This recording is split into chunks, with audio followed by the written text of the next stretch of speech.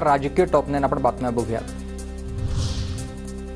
लाडकी बहीण योजनेच्या अर्जाची छाननी करण्याचा निर्णय नाहीये। तक्रारी आल्यानंतर सरकार पुढील निर्णय घेईल। आदिती तटकरेंचं मोठं विधान। निवडणुकीच्या आधी शहानिशा न करता महिलांची मतं विकत घेतली आहेत। तर लाडकी बहीण योजनेमध्ये कागदपत्र तपासणार आहेत। फक्त लाडक्या बहिणींना दिलेले पैसे काढून घेऊ नका। संजय राऊतांचा महायुती सरकारवर निशाणा। केंद्राकडून लाडक्या बहिणींसाठी विमा सखी योजना महिन्याला 7,000 रुपये मिळणार। 3 वर्षांमध्ये विमा सखींना LIC 2,16,000 मानधन देणार आहे। शिवजन्मभूमीचा करू सन्मान, महायुती देईल मंत्रिमंडळात स्थान। अपक्ष आमदार शरद सोनावणेंची विधान भवन परिसरामध्येच पोस्टरबाजी। सोनावणे मंत्रिपदासाठी इच्छुक आहेत।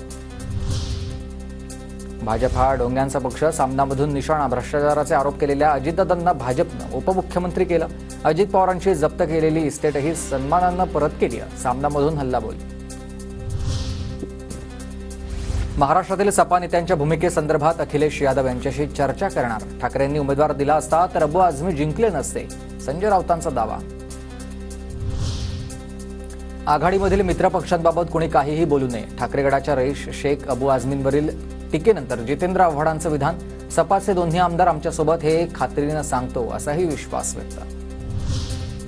हिंदुत्व सुटतंय लक्षात आल्यावर ठाकरे गट सपावर बोलायला लागलेत। ठाकरे गटाच्या सपा नेत्यांवरील टीकेनंतर गुलाबराव पाटलांचा निशाणा।